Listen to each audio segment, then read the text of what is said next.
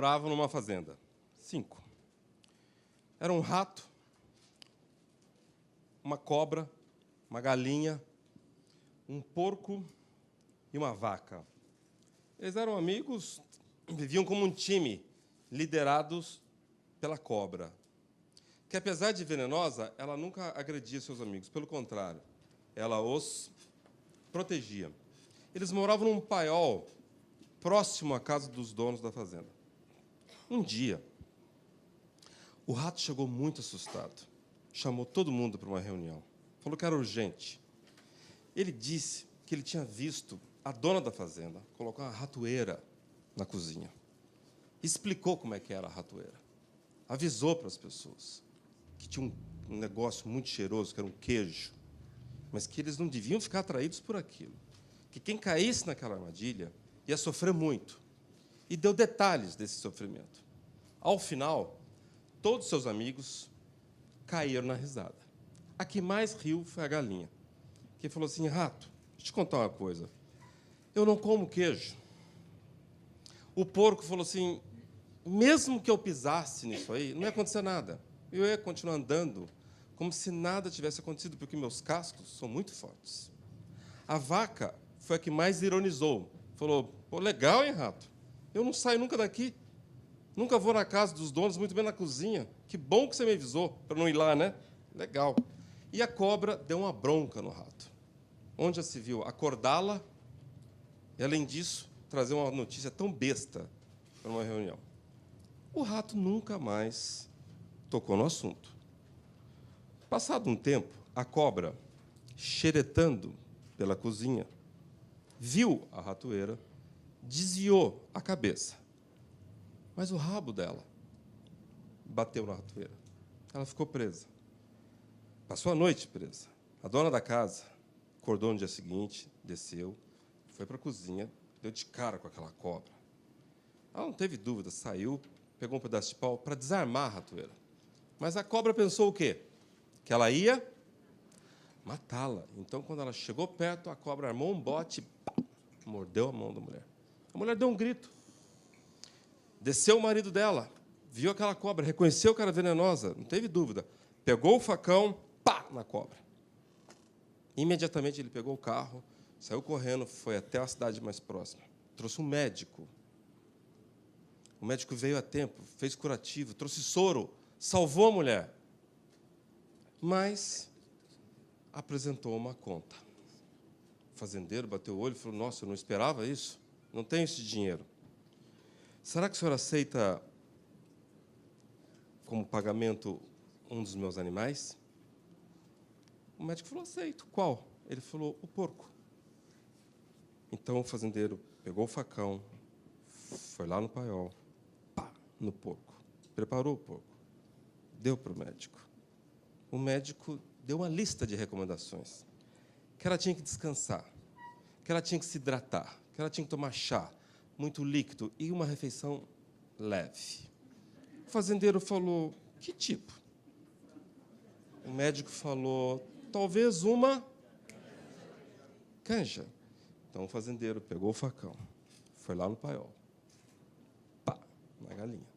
Passado umas 3 semanas, a mulher melhorou. O homem ficou tão feliz, falou: meu bem, eu vou dar uma festa para você. O que você quer?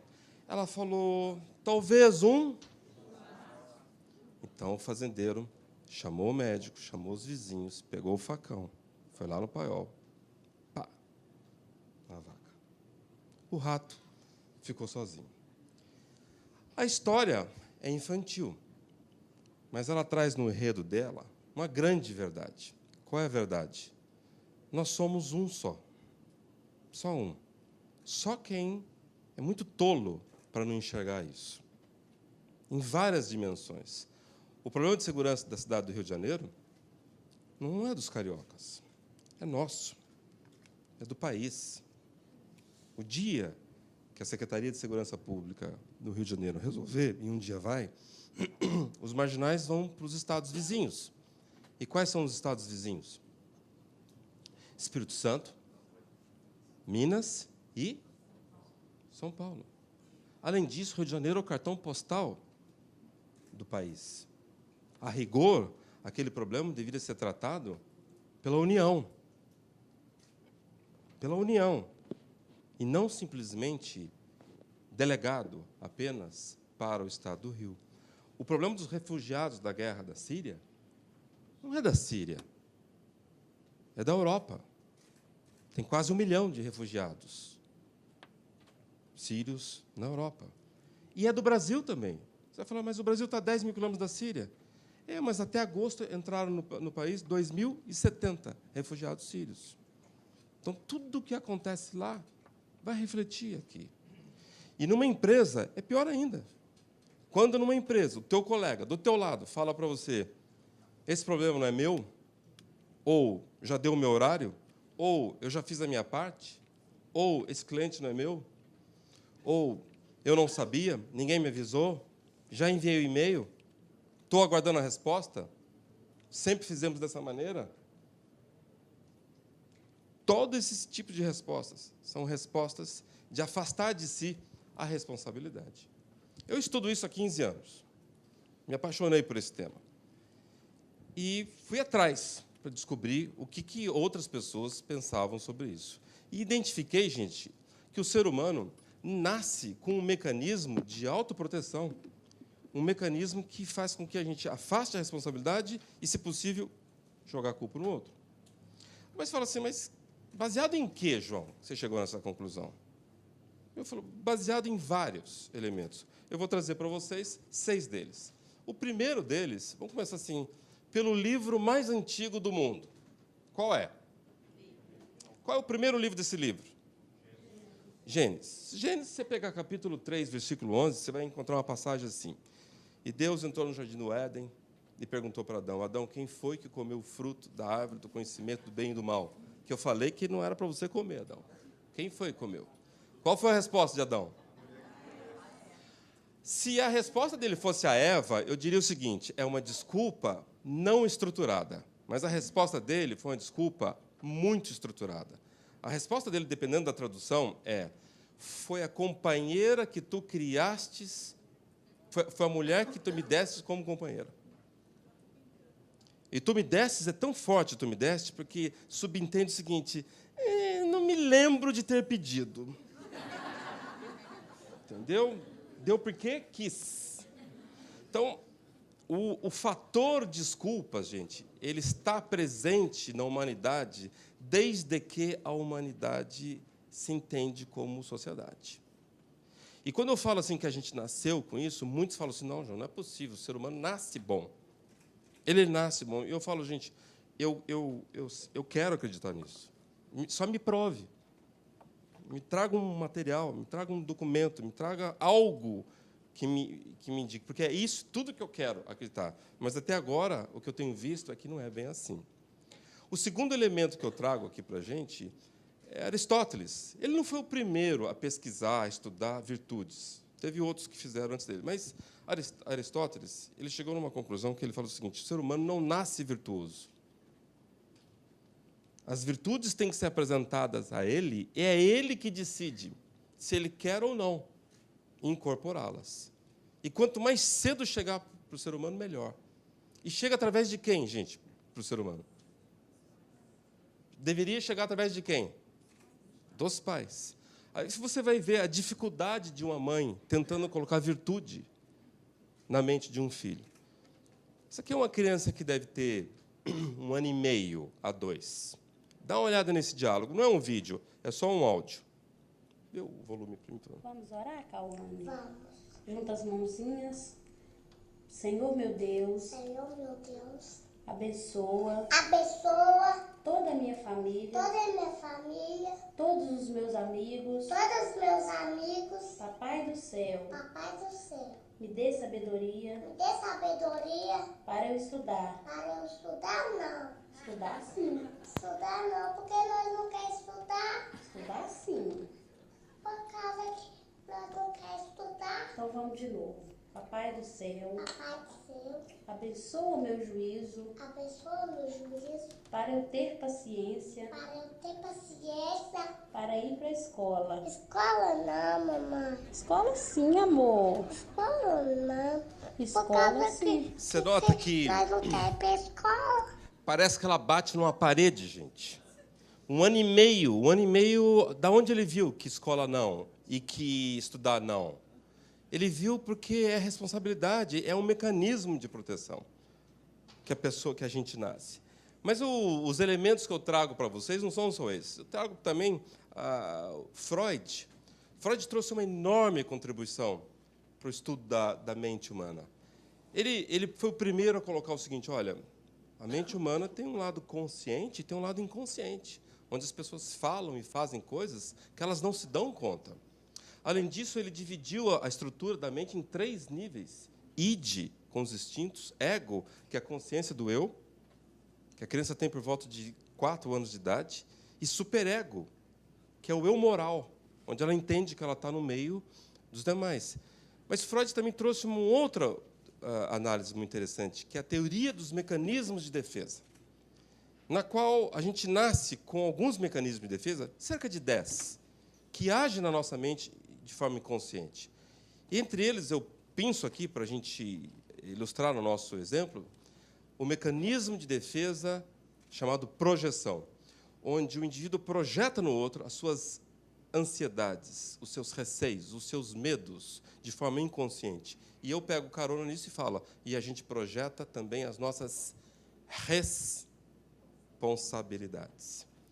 A doutora Jane Lovinga pegou o estudo do Freud, do ego, e mapeou em 9 etapas. Ela falou o seguinte: o ego é desenvolvido não de uma vez, mas em 9 etapas.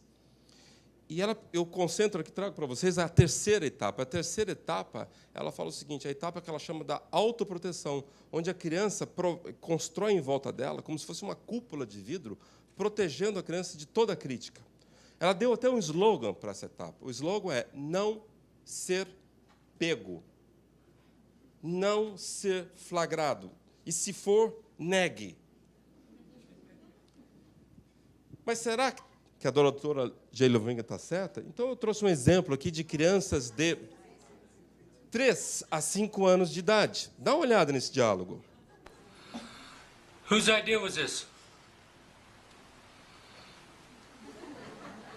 Did you think this was a good idea?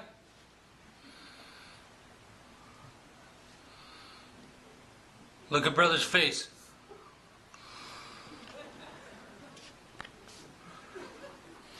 Who got the paint out?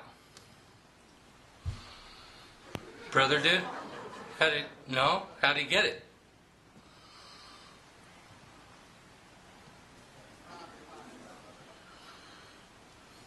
He built with stairs, did he? He what? He built with stairs. He built the stairs? Yes, did he? With what? With blocks. With blocks? Yes, he built the stairs, did he? How come you didn't tell him no? Who's the big brother? You are. How come you didn't tell him no? That wasn't a good idea. Huh? Are you guys in trouble? Yes, Daddy.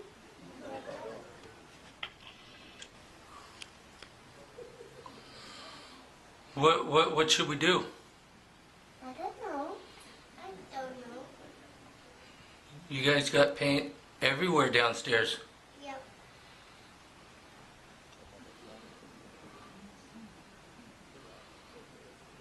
Do you think you guys should have timeouts? You don't think so? Do you think I should not give you guys any more juice?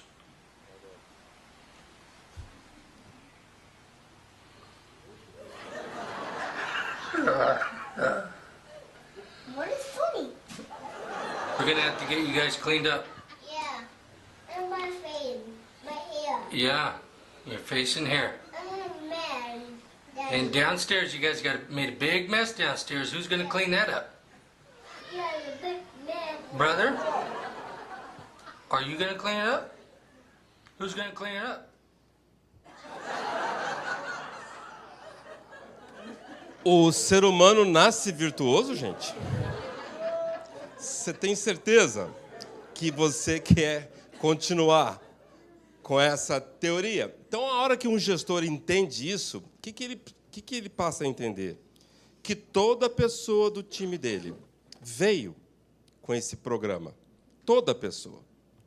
Uns mais fortes, outros menos fortes, e que cabe a ele, gestor, ficar atento a isso, porque ele vai ter que trabalhar em feedbacks.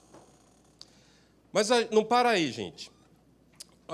René Girard, filósofo francês, estudou a violência na sociedade. Ele traz uma contribuição muito interessante. Ele fala que a sociedade tem elementos de violência compostos por 3 formas de agir. Ele chama de o agir vândalo, o agir cínico e o agir indiferente. Que é aquele dos amigos do rato, lembra? Lá? Agir indiferente. E, por último, eu trago também Kofi Annan, que foi secretário da ONU, Prêmio Nobel da Paz. No seu discurso do Prêmio Nobel, ele, entre as frases dele, fala o seguinte: nenhum ser humano nasce cidadão, pronto, e nenhum país nasce democracia, porque todos nós estamos em construção. Só que algumas empresas já fizeram essa lição de casa e outras estão no meio do caminho, e outras nem acordaram para isso. E nada melhor do que esse momento que a gente está para a gente refletir sobre isso. Eu vou dar uma parada aqui e pedir para você virar para ter um colega do teu lado, qualquer pessoa do teu lado, da frente, vira para ele assim, cutuca, mesmo que você não conheça a pessoa, não tem problema nenhum. Você está autorizado a fazer isso? Pergunta para ele ou para ela se fez sentido para você alguma coisa até agora. 1 minutinho. Ok. Muito bem. Nós temos alguém de TI aqui? TI? Ótimo. Vocês podem até me ajudar nessa metáfora. Isso aqui é uma metáfora, viu, gente? Eu falo que é metáfora porque eu tenho que explicar várias vezes que é metáfora, porque já teve participante que, no final, me chamou e falou assim, mas aonde eu compro esse software? E eu digo, é uma metáfora, entendeu? O Oscar Schmidt falou para mim uma vez que, quando ele tinha 16 anos, ele foi procurar um técnico de basquete em Brasília e falou assim para o técnico, o que eu tenho que fazer para ser o melhor jogador de basquete do Brasil? E o técnico olhou para ele e falou, Oscar, você tem que dormir com a bola, Oscar. E ele falou para mim, João, demorou 3 meses para eu descobrir que aquilo era uma metáfora. Certo? Então, o que nós vamos falar agora é uma metáfora. A diferença de software e firmware: software, o usuário tem controle sobre ele. Software, o usuário pode baixar, pode mantê-lo aberto, pode fechá-lo, pode até removê-lo, dependendo do software e do fabricante. Firmware, o usuário não tem acesso. Firmware vem instalado pelo fabricante na placa-mãe. O usuário nem vê que ele está em funcionamento. Ele não pode fechar, ele não pode remover. E eu te digo que esse mecanismo de autoproteção não é software, é firmware. É muito mais forte do que a gente imagina. Ele é milenar. Ele está há mais de 5.000 anos. E cada geração vem uma versão mais sofisticada. Quem tem filhos pequenos sabe muito bem do que eu estou falando. Um avô que tem uma fazenda em Minas, que ele produz doces, contou para mim que ele entrou pela cozinha no sábado à tarde e viu a mesa posta. Um café, uma mesona grande, tinha milho cozido, tinha bolo de milho, tinha pão de queijo, claro, tinha queijo de Minas, tinha pão caseiro, goiabada cascão, que é a paixão dele. Quando ele bateu o olho na goiabada cascão, alguém tinha dado uma mordida na esquina, assim, na quina da... Não pegou a faca, sabe? Já pegou e pau. Ele já sabia quem era, né? Chamou a netinha, a Aninha. Aninha, vem cá. Quem que foi que deu uma mordida na goiabada do vô? A Aninha olhou e falou assim... Foi a Dadá, vô. É a babá dela, né? Foi a Dadá. Como é que a Dadá é grande? Ela tem uma boca pequenininha. É que ela pegou meus dentes emprestados. Ser humano não nasce virtuoso. Desculpability, uma vez que entra no modelo mental da pessoa, ela altera o comportamento e provoca 6 principais comportamentos. O primeiro deles é esse, de não querer ver que tem um problema. Simplesmente não vê. O segundo é, mesmo que vê, finge que não tem problema. É bem diferente. O terceiro é, se precisar, aponta culpados. Mas na menor, é trânsito, é o fornecedor, é a TI, entendeu? É o mercado, é o clima, é o excesso de chuva, é a falta de chuva, mas não tem importância, é a crise. Vai sobrar para alguém, rapidamente. O quarto é passar a reclamar. Se você tem um colega na tua empresa que reclama de tudo, reclama da empresa, reclama dos processos, reclama dos sistemas, reclama de tudo, essa pessoa, além de não agregar nada, gera em volta dela um clima ruim, que põe para baixo a inovação e a capacidade da empresa reagir. Fica esperando. Então me fala o que é para fazer. E, por último, se coloca como vítima. A gente podia destacar todos esses, mas a gente não vai ter tempo. Eu só vou fazer um destaque aqui, nesse finge que não tem problema, que é o pior deles. É o pior, gente. O pior. Uma participante contou para mim que ela foi assaltada aqui em São Paulo, no ponto de ônibus. Saindo do trabalho, ia para a faculdade, por volta de 7 horas, foi assaltada. Ela falou, aquele básico, né, João? Cartão de débito, correntinha, celular e corrente. Ela falou, isso aí não teve nenhum problema para mim. Também não deu problema para mim ficar 2h40 na delegacia fazendo BO. Também não deu problema, não me causou problema, eu perder a prova na faculdade. O professor entendeu, me deu uma outra oportunidade. Nessa hora, o olho dela ficou molhado, quando ela falou, o que mais me magoou foi que tinha 11 pessoas no ponto de ônibus e ninguém fez nada. Nem quando o assaltante foi embora, nem quando eu fiquei chorando na sarjeta. Ninguém veio falar comigo. Fingir que nada está acontecendo, gente, é a pior faceta da desculpability. Uma área que está vendo que os colegas estão atribulados no trabalho, cheios de trabalho, e as pessoas passam e falam, tchau, estou indo embora. É a pior coisa que pode acontecer para um team building de uma organização. E o líder que deixa isso acontecer, ele é conivente com isso. O segundo destaque que valeria é o age como vítima. O age como vítima, por que ele é importante? Porque o gestor vai dar, às vezes, um feedback para uma pessoa. Essa pessoa, nesse modo, age como vítima, ele tem a capacidade de organizar tão bem o pensamento dele, estruturar frases, organizar argumentos, que a hora que o gestor dá o feedback, essa pessoa começa a falar, o gestor, no final, muitas vezes, às vezes até tem que pedir desculpa, porque ele não tem mais por onde argumentar, porque o vítima tem essa capacidade de polarizar, de inverter a situação. Dá uma olhada nesse exemplo aqui. Isso aqui é o seguinte, prefeituras, as principais prefeituras do país fazem vistoria dos táxis, né? Vistoria de taxímetro, vistoria da qualidade de pneus, aspecto de segurança e tal. Esse cidadão, o que ele montou? Ele montou uma loja com tudo isso bom, pneus novos, extintor novo, triângulo novo. Então, o taxista vai com o carro caindo aos pedaços, passa na lojinha dele, que é do lado do Detran, troca tudo, vai lá na vistoria, é aprovado, volta e devolve. Ele foi pego, dá uma olhadinha o que ele fala. O carro que servia de depósito foi apreendido. Estava lotado de pneus, extintores de incêndio e triângulos. O dono não faz nenhuma questão de esconder. Isso aqui é um trabalho sério. Não há norma, não há lei que diga que alugar um pneu é errado. Quando a pessoa vai casar, ela aluga um terno. E nem assim é uma fraude. Que tal?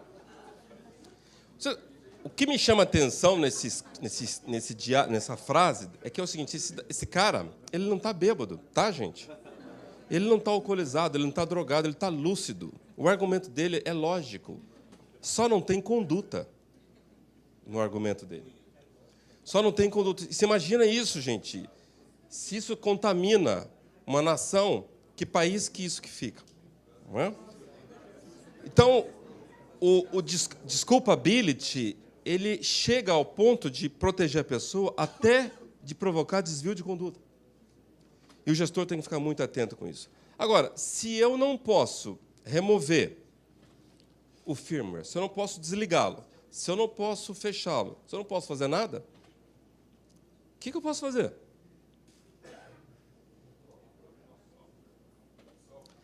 Software.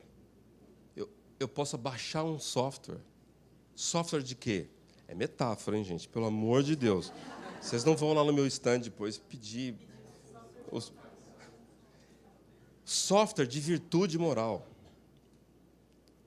chamado de accountability, que é uma virtude de provocar com que as pessoas pensem e agem como donos e entreguem resultados excepcionais. Aristóteles colocava que as virtudes é aquilo que provoca o bem para o outro, é aquilo que faz o bem para os demais. E accountability provoca isso. Ela provoca uma hora que ela entra no modelo mental da pessoa, ela altera a maneira da pessoa perceber o mundo em volta.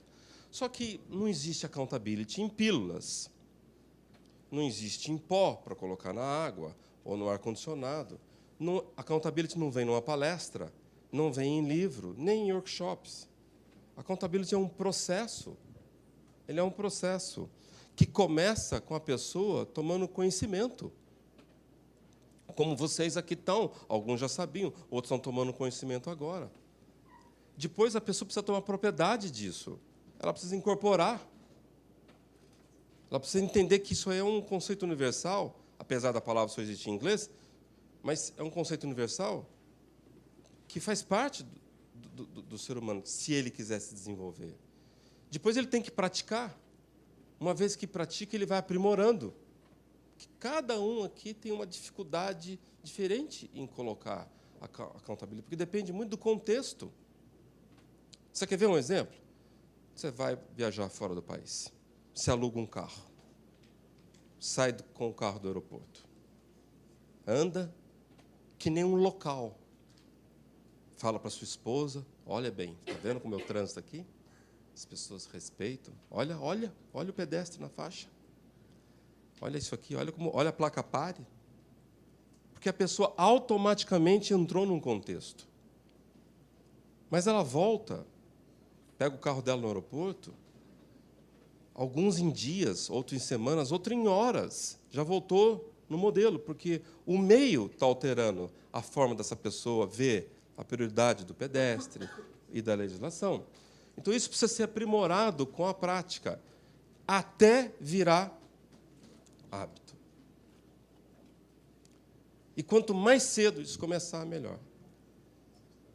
Tem 4 janelas para entrar accountability na mente de uma pessoa. 4 oportunidades. Em casa, com os pais, na escola, com os professores, nas instituições, que podem ser religiosas ou militares. E a 4ª e última, no mundo corporativo. Então, quando os pais não fazem essa lição de casa, as escolas, por algum motivo, não conseguiram fazer. As instituições escaparam. Sobra para as empresas tratar aquilo que deveria ter sido feito lá atrás. Faz sentido, gente, isso para vocês? Accountability, quando entra na mente da pessoa, provoca comportamentos maravilhosos, como, por exemplo, o pensar e agir como dono, como, por exemplo, a ambição, que não é ganância, é ambição no sentido de você sempre estar inconformado com o que você é ou tem. A habilidade de sonhar grande, de poder ter coragem para enfrentar situações difíceis, ter estado de alerta para ver oportunidades de agir. Desde que seja, pode ser até alguma coisa simples, como, por exemplo, um simples segurar a porta do elevador. É coragem para isso, do que simplesmente ficar apertando o botão para fechar a porta quando vem alguém.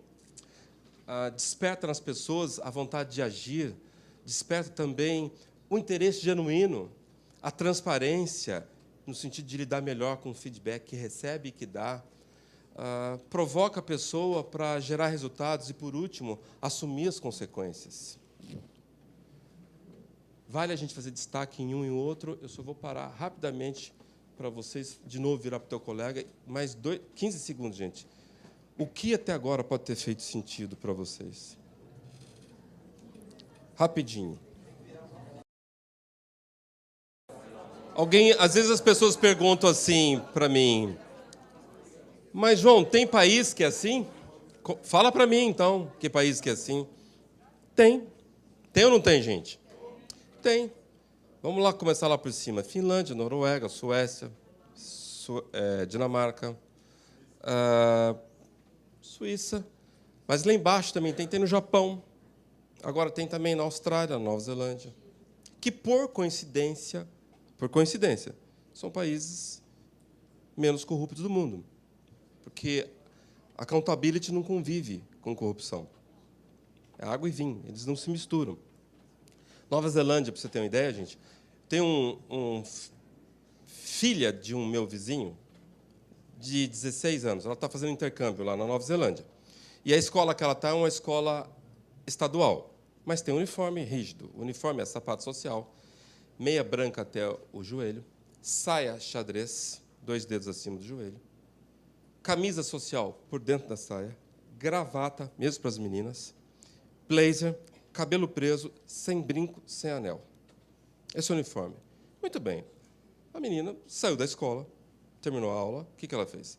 Baixou a meia, pegou a camisa, puxou para dentro da saia, abriu 3 botãozinhos, pegou o cabelão, que estava preso, soltou, tirou a gravata, colocou na mochila, tirou o blazer, ficou pendurado atrás e andando, porque ela mora perto. Passou um carro de polícia. Parou, falou, ô, onde você vai? Eu estou indo para casa. Assim? Ela, mas já acabou a aula. Não, acabou a aula, mas você representa uma instituição. Onde você mora? Ali na frente. Entra aqui. Foi lá, levou até a casa, apertou a campainha, desceu a neozelandesa, ele falou assim, olha como eu encontrei ela. Ela falou, essa aqui ela é brasileira. Ele interrompeu, ele falou, eu não quero saber se ela é americana, russa, não importa. O que importa é que ela está na tua casa, né? Estudando na nossa escola. O que importa é que o papel da escola é educar e o seu é formar. Então, accountability, gente, quando a gente não tem na escola, não tem na cultura do país, são as empresas que precisam realmente acordar para isso. O pensar e agir como dono. Amapá é quente, hein? Tem alguém de Amapá aqui? Amapá? Olha só. O calor sempre foi um problema dentro da sala de aula. Era difícil manter a concentração dos alunos, manter a concentração dos professores, escrever suando. Tinha vezes que a gente pedia para ir lá para o refeitório, que é mais ventilado, a gente pedia para estudar para lá. Se eles estão falando no passado, como é que a diretora resolveu isso?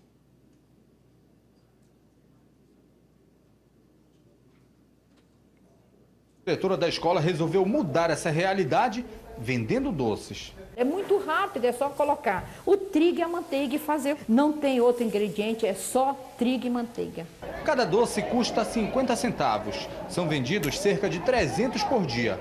Só com o dinheiro da venda dos doces ao longo de 10 meses, a diretora comprou 13 centrais de ar-condicionado que custaram R$36 mil. Tudo parcelado em 10 vezes. Eu nem sei se ela pode fazer isso legalmente, para falar bem a verdade. Aliás, sei, ela não deveria fazer, porque ela está numa propriedade do Estado, ela deveria fazer licitação, né? Mas o que eu sei é o seguinte, quem nessa vida quer resolver alguma coisa, acha um caminho. Quem não quer, sempre encontra uma desculpa. Aqui vai um destaque rapidinho, também para interesse genuíno. Eu acho muito importante a gente ter consciência disso, porque o gestor que dá feedback para o seu time, porque o RH mandou, ele não está provocando efeito nenhum. O gestor que faz a avaliação de desempenho, porque o RH mandou, ele não entendeu que aquilo que não sai do coração não tem valor. Só com interesse genuíno. E interesse genuíno, você não vê numa entrevista. Você não entrevista uma pessoa e fala, você tem interesse genuíno? A pessoa vai falar o quê para você? Pô, claro! Você está brincando? Que isso? Nós, lá na nossa família, fomos os primeiros a ter interesse genuíno lá no bairro. Que isso, cara? Ele não vai falar para você que ele não tem, gente. Vai ser não é nem nos comportamentos, nem nas atitudes, nas microatitudes. Microatitudes. Vou te dar um exemplo aqui do Barack Obama e Gordon Brown. Gordon Brown, ex-primeiro-ministro da Inglaterra. Dá uma olhada nisso. Showing the subtle difference between Gordon Brown and Barack Obama. Here they are arriving at number 10, and look at this lucky policeman gets to shake hands with the President of the United States. Oh, and here comes the Prime Minister of the... No.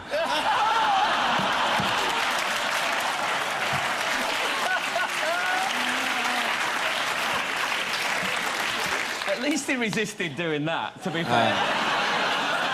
Há 2 anos atrás, eu fui chamado para um evento na Costa do Sauípe, evento de 3 dias. 400 líderes. Quando eu estou falando de líderes, eu estou falando de presidente, vice, diretor, gerente. Esses 4 níveis. 800 pessoas. Desculpa, 400 pessoas em 3 dias. O evento orçado em 1,5 milhão, há 2 anos atrás. O nome do evento chamava BOA. Eu achei que era alguma coisa de qualidade de vida. Aí eles me explicaram que o BOA quer dizer um novo programa de liderança que eles estavam colocando na empresa, que significa bom dia, obrigado, até logo. E eu perguntei para o RH, para o diretor de RH, falei assim, você está de sacanagem, né? Que você está gastando essa grana para ensinar as pessoas a falar aquilo que a gente aprendeu com os nossos pais. Aí ela falou assim para mim, mas o que você quer que eu faça? E mostrou para mim. É a 4ª pesquisa de clima que eu faço, e vem frases assim, meu gestor entra no setor e não me dá bom dia. Interesse genuíno, gente.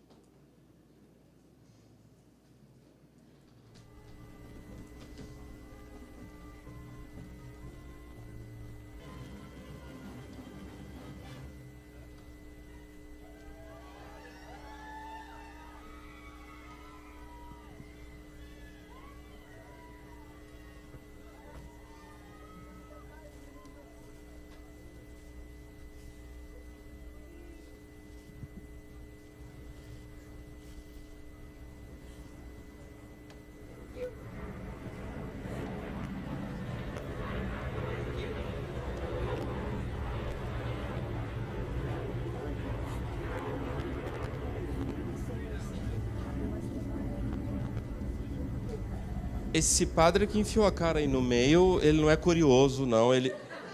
Muita gente me pergunta, que padre curioso é esse, João? Ele é o Monsenhor Michael Millis, ele é de Gibraltar, ele é o tradutor do Papa. O Papa não fala inglês, o Papa fala espanhol e italiano, só. E tem gente que me fala assim, João, ele beijou o menino paraplégico, mas o menino continua paraplégico. Aí eu falo, mas ele não foi lá por causa do menino, ele foi lá confortar a família. A família se sentiu melhor. Se você não entendeu isso, a gente precisa ter tempo para conversar. Porque o buraco é mais embaixo, não é? Interesse genuíno impacta em resultados, gente. Impacta direto. Isso aqui é o número de visitantes no Vaticano. Ali na frente do Vaticano, ali na frente, eu não estou fazendo apologia à Igreja Católica, tá? E nem ao Barack Obama. Eu estou fazendo apologia, sim, a que você saia daqui refletindo sobre se nós estamos com um firmware forte ou não na nossa cabeça. Só isso. Ali na frente, aquela audiência com o Papa Bento ia 5.000 pessoas. 8.000. Com o Papa Francisco vai 80.000, chegou a 100, eles passaram a proibir por uma questão de segurança. McKinsey veio com 9 componentes de saúde organizacional. Ela pesquisou 550 empresas e descobriu que essas empresas têm uma performance melhor em relação aos seus concorrentes, e descobriu que esses 9 componentes é o diferencial, entre eles accountability. Accountability voltado a resultados. A mundo corporativo, quando a accountability está traduzida, não importa a forma que está traduzida, e ela está dentro da cultura da companhia, ela muda a forma com que as pessoas mudam. Então, isso aqui é uma companhia nacional, ela tem 48 princípios divididos em 3 pilares. Os pilares são nosso sonho, nossa gente, nossa cultura, com frases do tipo assim, somos uma companhia de donos, donos vivem melhor com as consequências. Eu só trouxe 2 parágrafos para vocês. Na verdade, são 6 que tem lá. Eu não coloquei os 6 aqui para não ficar longo, certo? E quando você vê o resultado dessa companhia, você vê que é surpreendente.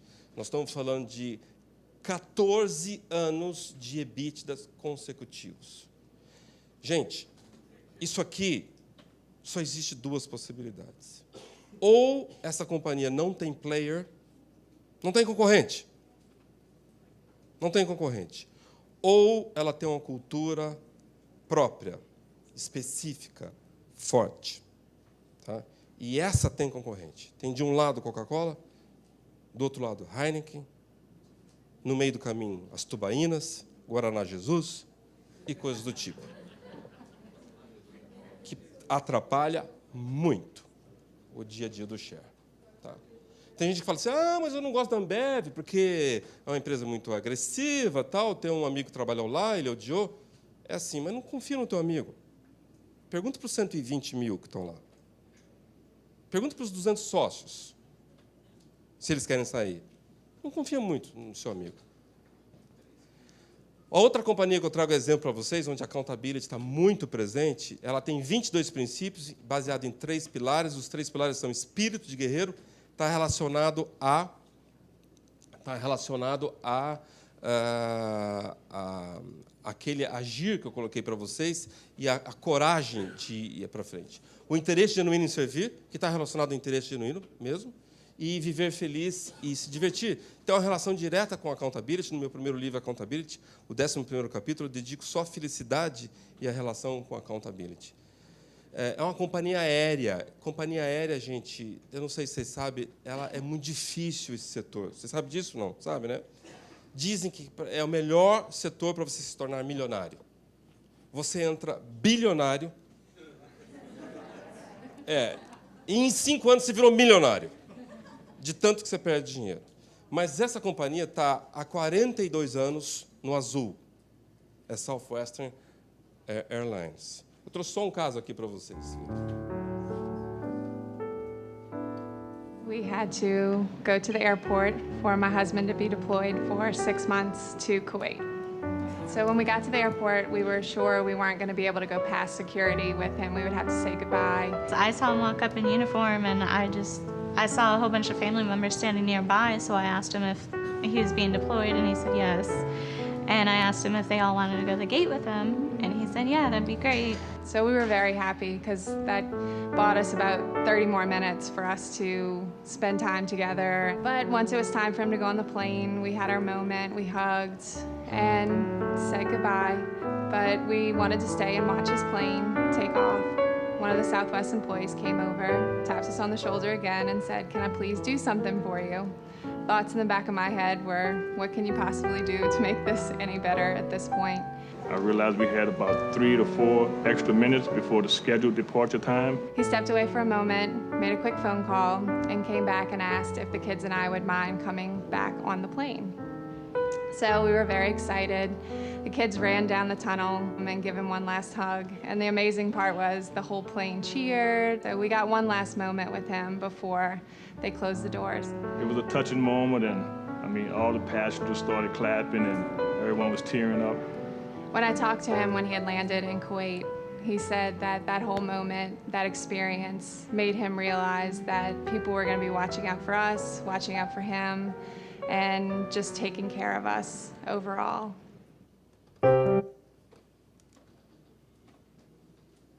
EBIT da empresa, tem gente que fala, João, mas aqui caiu. Caiu, né? Caiu também 2 torres, né? A indústria aeronáutica inteira caiu. Mas ela foi a primeira a se erguer. E tem gente que fala, mas também aqui não foi muito bom, né, João? Também teve 2008, né, a bolha de imobiliária.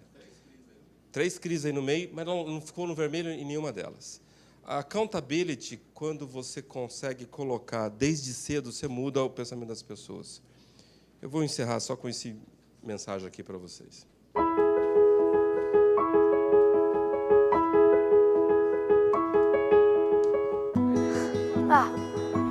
Come ti chiami? Pietro, Fulvio, Domenico. Quanti anni hai?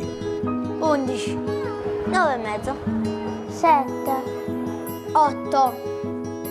Che vuoi fare da grande? Il pompiere, il calciatore, il pasticcere, il poliziotto, il pizzaiolo. Perché? Perché voglio costruire la casa dei miei sogni. Perché mi piace inguagliare. Salvo le persone Che non piace la pizza. E lei è Martina.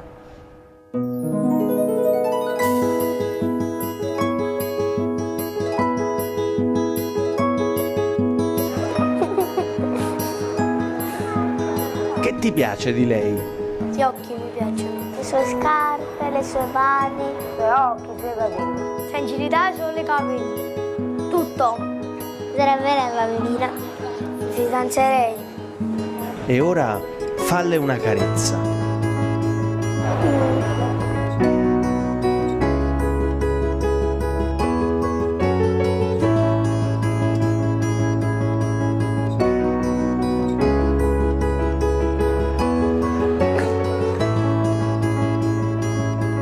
Falle una boccaccia.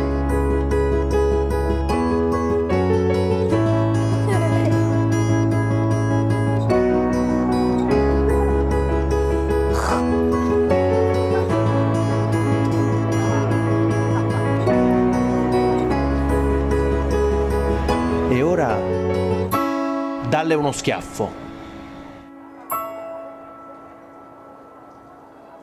Uno schiaffo forte. Uno schiaffo. Dai.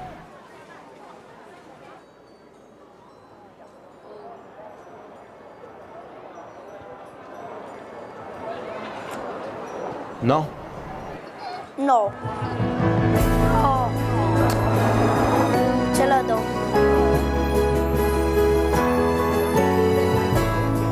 No. No. No? E perché no? Perché lei è femmina. Non ce la posso mai dare. Perché le femmine non si picchiano. Perché così si fa male. E perché Gesù non vuole far picchiare. Prima cosa è bellina e non glielo posso dare. Perché è una ragazza. Perché sono contraria alla violenza. Si dice anche le donne non si devono toccare nemmeno con un fiore. E perché è brutto. Oppure con un mazzo di fiori. Perché sono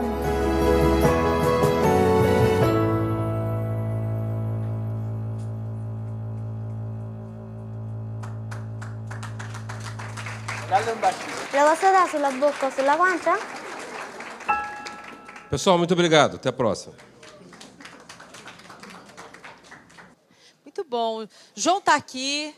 Estamos também com o Eugênio Mussac aqui ao nosso lado. E a plateia está aberta para as perguntas. Então, os microfones estão aqui perto. A Stephanie está com os microfones. Cadê a Stephanie? Que eu não tô... Ah, você? Você não é a Stephanie. Cadê a Stephanie? A Stephanie mudou muito, tio. Stephanie. Como é que é o seu nome? É o Gabriel. É o Gabriel. O Gabriel está aqui com a gente e ele, assim, é só sinalizar.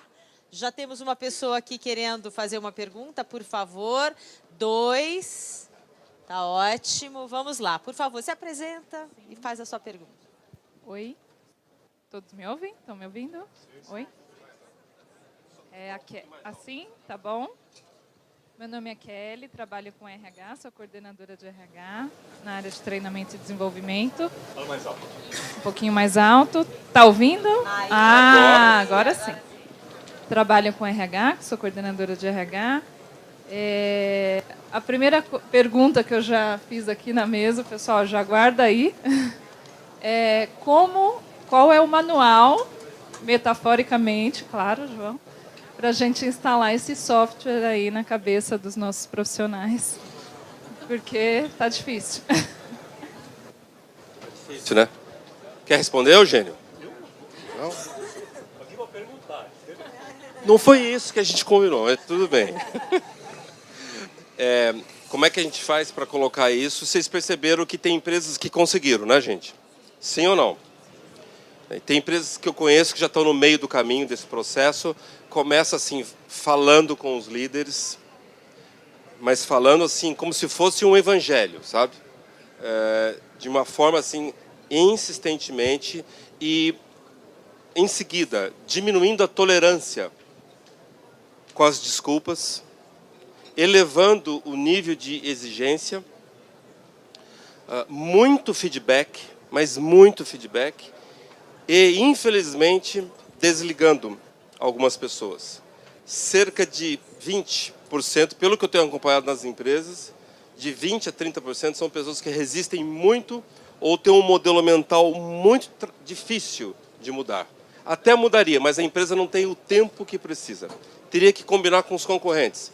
Lembra aquela história? Combinar com os russos? Como muita empresa não tem esse tempo, então esse é o processo que eu tenho visto. Ou seja, fala, explica o conceito, eleva o nível de exigência, diminui a tolerância com respostas, com desculpas, muito feedback e, em alguns casos, o desligamento. Ótimo, vamos para a segunda. Para a concorrência. A próxima pergunta, você se identifica, por favor. Bom dia. Boa tarde já, né?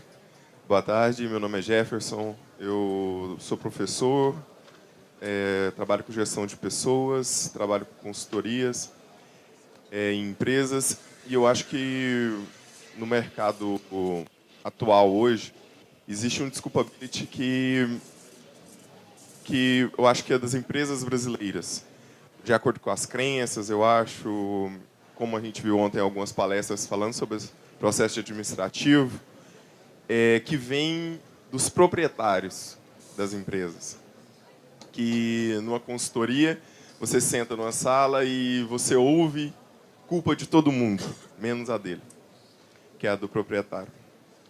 Como solucionar essa questão? Que é onde que o dono não quer ser dono. Que cara que vai ter essa empresa? Na trilogia do Senhor dos Anéis, você lembra da história, né? Tem um personagem chamado Aragorn. Aragorn é um guerreiro, um espadachim, né?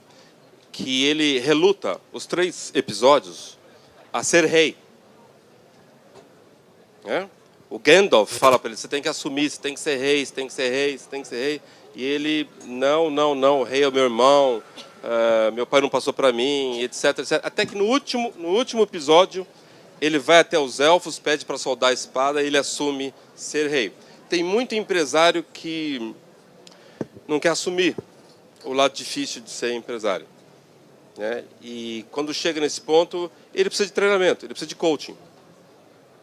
E tem hoje em dia no mercado, o Brasil tem um potencial, tem um grande cartel aí de profissionais de coaching. Então, eu acho que você resolveria dessa maneira. Dizendo para ele, olha, você precisa reciclar seu pensamento e acho que está na hora da gente conversar com um coach. Vai fazer muito bem. A sua pessoa física não vai gostar do que você vai ouvir, mas a sua empresa vai ficar muito grata depois de um tempo. Mais uma pergunta. João Walter, do Tocantins. Satisfação estar aqui e poder aprender um pouco mais. Mas pelas suas apresentações, tinha 2 telas ali que você colocou que chamaram muita atenção. Quando você trabalha com o EBITDA das empresas, né? As empresas elas focam no lucro para depois focar nas pessoas.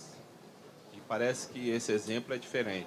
Você colocou, o foco é nas pessoas, o lucro é o resultado. Esse talvez seja o mote para a gente estar aproveitando, focar principalmente nas pessoas, até porque, como você citou naquele evento que você foi na Bahia, um gestor, né, um líder que entra e não fala com seus liderados um bom dia, boa tarde, boa noite, é complicado. Esse modelo de focar no lucro, eu acho que já está caindo por terra, né? Quem assistiu aqui a apresentação do Whole Foods? Alguém assistiu a apresentação do Whole Foods? Lá no Whole Foods você vê que o foco está no relacionamento. Aqui na Southwest Airlines é assim, o consumidor em segundo lugar. Em primeiro lugar é o nosso time. Nós vamos tratar primeiro deles, porque eles vão tratar bem o segundo lugar. Então esse modelo de focar primeiro no lucro, ele vem aos pouquinhos caindo por terra. Não estou falando que é uma tendência, cada setor, cada área tem o seu aspecto, né? Mas estou sentindo que está mudando muito já. João, uma coisa que você levantou ali que eu achei bastante interessante, que eu acho que a gente podia também abordar um pouco isso, é a história da mudança do hábito, né? A mudança do hábito é algo tão trabalhoso quanto fazer um músculo numa academia, né? Tem uma infinidade de livros também falando sobre isso, sobre mudança de hábito, a importância disso e tal. que você poderia detalhar a mais em relação a isso, dessa mudança de hábito coletiva que a gente pode fazer na sociedade, nas empresas, nas escolas? Como que a gente pega esse fio da meada? Que quando a gente quer, a gente muda. Quando a gente tem um propósito claro, a gente muda.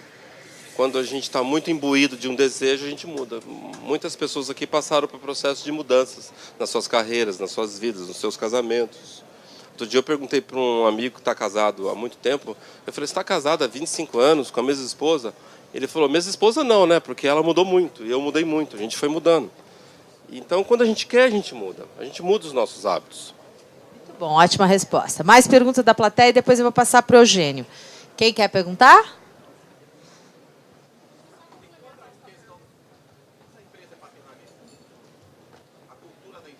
A cultura da empresa é muito forte e ela é paternalista. Tudo passa a mão na cabeça do colaborador, o colaborador, quando ele se sente ali naquela questão que ele se faz de coitadinho e tem essa cultura muito forte. Como acabar com isso? Ela está perdendo EBITDA, né? Ela está perdendo. Se ela está performando, sei lá, com 5%, ela poderia performar com 8 a 9%, com o mesmo grupo de pessoas, sem esse modelo de gestão. Ela está perdendo dinheiro com isso. Meu nome é Aline.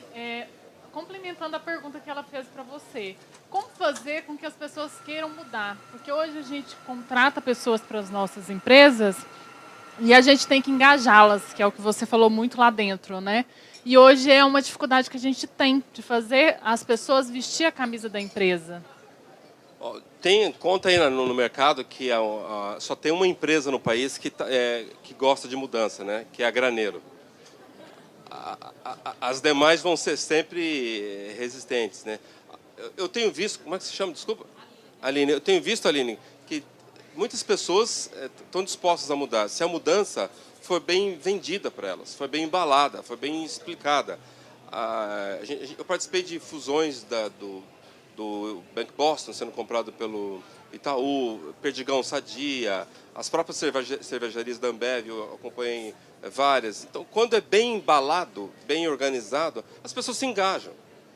Agora, quando é uma bola quadrada, fica difícil de engolir. E muitas vezes a alta gestão gasta assim, dias decidindo o processo de fusão, passa para um nível mais abaixo, que gasta horas e vai chegando lá para baixo assim, com um recado. Sabe? Quanto mais vai descendo, mais curta fica a mensagem. Aí eu acho que é um erro, no meu modo de ver. Porque a comunicação da mudança não chegou direito. Precisa ser vendida. Olá, Eugênio. Olá, Lucila. Bom estar aqui, hein? Bom, eu tenho uma pergunta para fazer para o João. Vai fechar? Duas. Você não, vai fechar? Pode ir. Você quer falar primeiro? Alguém levantou? É para provocar. E Carlos Eduardo, eu trabalho também com gestão de pessoas. Gostei muito da tua resposta de chega uma hora que tem que desligar. O segredo é saber decidir o que é uma coisa e o que é outra, né? Quase sempre é assim, né? A pergunta é, a pessoa quer mudar, vai conseguir. Teu método resolve parar de fumar? Eu não sei se eu entendi bem. Se o seu método resolve parar de fumar.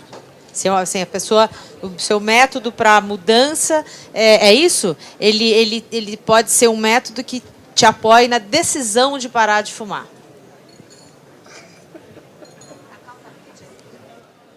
Vamos pensar assim, né?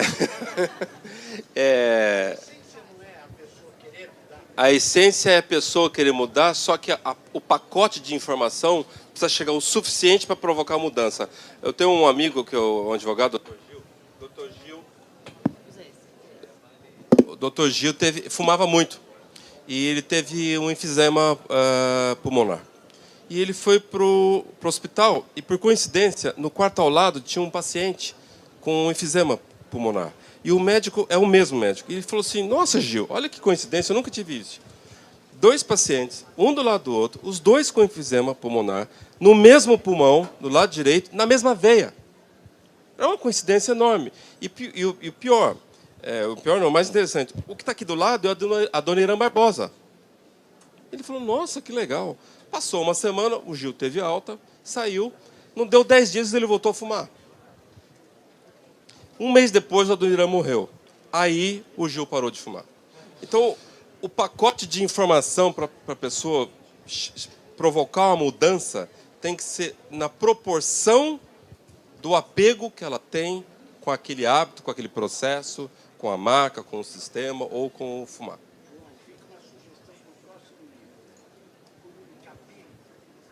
Comunicar? Comunicability. Ah, comunicability.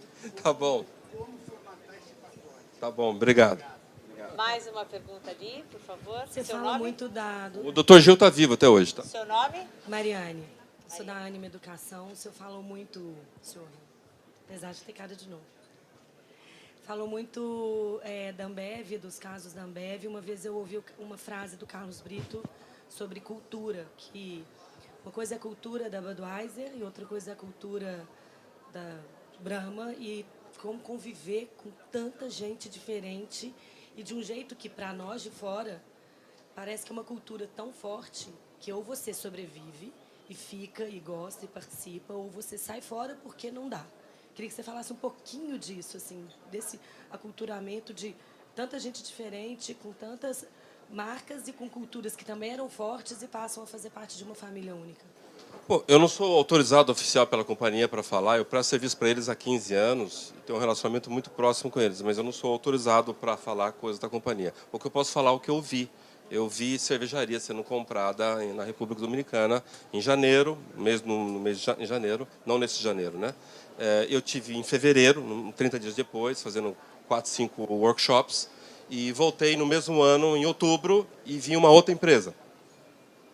Outra empresa, completamente diferente, aqueles 20% de quadro a menos e 4 vezes mais o EBITDA, porque a empresa colocou lá dentro evangelistas. O que eles têm, eles não são fábricas de bebida, eles são fábricas de líderes. Eles fabricam líderes em estoque. Líderes que conseguem reproduzir a cultura de uma forma fidedigna. E muito da cultura que eu vejo sendo implantada, ela fica dispersa. A empresa põe num painel, põe a visão, põe os valores, põe no versinho dos crachás, põe nas telas dos computadores e fica a cargo do RH, passar na integração. O líder fica ausente desse processo. Quantas reuniões vocês já viram onde o líder fala toda semana de componentes da liderança? Eu vi pouquíssimas empresas fazerem isso. Ela é de uma delas. Não é só ela, não, viu? A BR Malls também é assim. A Southwest, a General Electric. Tem boas empresas com bons exemplos de cultura. Quem quiser perguntar, pode levantar a mão, a gente passa o microfone. Mas eu queria que o Eugênio também fizesse uma pergunta. Estamos aqui juntos, todos. Bom, eu tenho uma pergunta para fazer para o João, mas antes eu só queria complementar, posso, João? Porque eu percebi que todas as perguntas que foram endereçadas a você agora tinham alguma coisa a ver com mudança. Né? Mudança de cultura, mudança de hábito, de fumar, etc. Então, esse é um tema que nos preocupa a todos, né? Como empresários, como profissionais de recursos humanos, como é que muda as pessoas. Esse é um tema que você mostrou na sua palestra que ocupa a mente humana desde a época dos gregos, né? Até que chegou Freud, que você citou, e deu uma má notícia para todos nós, que foi o seguinte, ele falou, cara, você não se manda, quem manda em você é um outro você que mora dentro de você, você não tem acesso a esse outro você, né, que se chama o inconsciente. Nós somos muito mais comandados pelo inconsciente do que pelo consciente. Então ele deu uma má notícia para a humanidade, mas logo depois ele deu uma notícia boa, que foi o fato de ele ter criado uma metodologia para mudar o inconsciente, ou para conscientizar o inconsciente, que é a psicanálise. Portanto, a psicanálise é uma forma espetacular de você mudar as pessoas, né? Fica, inclusive, de sugestão para todas as empresas que estão aqui presentes, que façam psicanálise com todos os seus funcionários. É rápido, sei lá, umas 3 ou 4 sessões por semana, né? Depois de 15 anos nós teremos aí uma grande mudança. Não estou criticando a psicanálise, longe disso. Eu só estou querendo dizer que o Freud, me perdoe, mas ele cometeu um pequeno erro, que foi acreditar que a única forma de mudar as pessoas é através da psicanálise. Na época, já havia um outro jovem suíço chamado Piaget, Jean Piaget, que levantava a mão e Freud não o escutava. Ele dizia, tem um outro jeito de mudar as pessoas. Esse outro jeito é a educação. Então, acho que um evento como esse aqui, um evento de educação, né, e acho que o papel de um líder, que você falou aqui várias vezes, deve sim ser o papel de um educador. E aí eu te trago a pergunta, que é a seguinte. Você nos informou a todos que nós não nascemos virtuosos. Como também não nascemos maus. Né? O Rousseau e o Hobbes já se debruçaram sobre isso. Né? Nós nascemos única e exclusivamente com instintos de sobrevivência. E nascemos também com uma imensa disposição e capacidade para aprender. Então, nós aprendemos ao longo da nossa vida muitas coisas. De um modo geral, nós dizemos que nós aprendemos conhecimentos. E você nos diz que nós aprendemos virtudes, que nós incorporamos valores. Então, a pergunta que eu te faço é a seguinte. Você, pelo que eu sei, é pai de 2 filhos adolescentes, o Pedro e a Luísa. Eu queria saber se você incorporou o conceito, o valor da accountability na educação dos seus filhos, para torná-los cidadãos melhores, mais produtivos e felizes, e como é que se fez isso? E eu falo isso com interesse próprio. Porque ele tem um filho pequeno, o Eric. Uma missão gigante. Bom, não é fácil, né, gente? Quantos são pais aqui de adolescentes? Pais e mães? É fácil ou não? Não é fácil. Então é o seguinte, Eugênio, a gente faz assim o máximo, né? De falar, de cobrar, de tentar dar exemplo. A palavra accountability entrou na minha casa e na cabeça deles desde cedo. Quando o meu filho, o Pedro, quis fazer um intercâmbio no exterior e veio pedir minha opinião, eu falei que sim, desde que seja um país que tivesse accountability na sua cultura. E por isso que ele está agora na Nova Zelândia. A menina que eu falei da saia é a colega dele. E ele foi advertido há 2 semanas atrás porque ele estava mascando chiclete depois da aula. Na quadra da frente da escola, o professor chamou, o que você está fazendo mascando chiclete? Já acabou a aula, mas você está de uniforme, pela mesma coisa, está aqui uma advertência para você. Então, o que a gente faz é tentar, assim, o máximo, desde cedo, né? Arruma a cama, tira o prato da mesa, faz a sua parte. Eu não digo que a gente conseguiu, porque é uma tarefa árdua e sem fim, mas eles estão bem melhores do que se a gente não fizesse nada. Eu só vou terminar com uma historinha, Eugênio. Há uns 8 anos atrás, eu fui almoçar com um amigo meu que é headhunter, ele mora em Alphaville, e ele estava todo empolgado, contando para mim que o filho dele, de 18 anos, tinha acabado de voltar da Suíça, tinha feito 1 ano de colegial lá. E eu perguntei, valeu a pena? Ele falou, putz, se valeu a pena. Fantástico. Eu falei, desculpa eu perguntar, né, pai para filho, quanto custou? 8 anos atrás, ele falou, 120 mil reais. Eu falei, putz, 120 pau? Ele falou, mas tudo incluso, moradia, tal, passeio. Eu falei, ele já tinha inglês? Já, porque ele estudava aqui na escola internacional em Alphaville, ele já tinha inglês. E eu falei assim, você pode me dar um exemplo de como valeu a pena? Ele falou, claro. Ó, gente, foi a primeira, eu não estou de sacanagem, tá? Foi a primeira resposta desse pai. Claro, hoje ele termina de jantar, tira o prato da mesa. Eu fiquei pensando, voltei para casa, 120 pau, prato da mesa. Eu falei, essa conta não está fechando. Estou lá jantando. Esse meu filho Pedro, que na época tinha 7 anos de idade, estava comendo. Terminou de comer, ele ia sair. Eu falei, tira o prato da mesa. Coisa que a gente nunca tinha feito até então. Aí ele virou para mim e falou, o quê? Eu falei, tira o prato da mesa. A minha mulher, que não estava sabendo dessa história, virou para mim e falou, que é isso? Eu falei, fica na tua. Tira o prato da mesa, Pedro. Ele, por quê? Eu falei, tira esse prato da mesa. Ela virou para mim de novo e falou assim, de onde você tirou isso? Eu falei, eu não vou pagar 120 pau para ele aprender a fazer isso. Tira esse prato da mesa, moleque, agora. caro essa terceirização. Custou né? caro essa terceirização. O que eu falo é o seguinte, começa em casa, Eugênio, vai começar com coisas pequenas. A cueca não levanta do chão e vai para o cesto. A cama não arruma sozinha. O prato não vai sozinho para a pia, sabe? Para a pia. Os pais, hoje em dia, e eu me incluo nisso, a gente quer dar tanto conforto para os filhos, tanto, que a gente deixa de lado esse lado difícil da disciplina. Uma gerente de RH contou para mim que ela pega a filha dela por volta de 6h30, 7 horas, já de banho tomado na escola, e leva para casa para dar o jantar.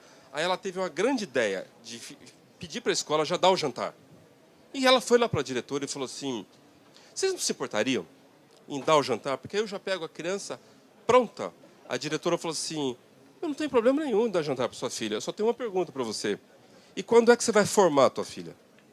Porque se ela toma café comigo, ela almoça comigo, ela passa a semana inteira comigo, e nem jantar você vai dar para ela, você vai formar a tua filha quando?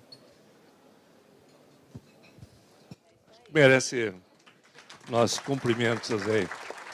O pai João Cordeiro. E eu conheço o Pedro e a Luísa. Eu conheço. Bacana. Posso terminar com uma última pergunta para o João? Eu só queria comentar que uma vez a Daniela Diniz, que hoje que é diretora da Você S.A., ela era repórter da Exame, e ela fez uma matéria sobre erros, e veio me entrevistar. E perguntou, Eugênio, diga para nós aí quais são os grandes erros que você cometeu na vida. A primeira coisa que eu perguntei foi quantas horas eu teria para dar a resposta. Né? Ela falou, não, faz uns 2 ou 3. Eu comecei a falar de erros profissionais. Né? Ela falou assim, não, mas eu queria também erros pessoais, da sua vida pessoal. O que você faria diferente? Aí eu pensei um pouco e falei, olha, eu acho que o que eu faria diferente era fazer por meus filhos menos do que eu fiz.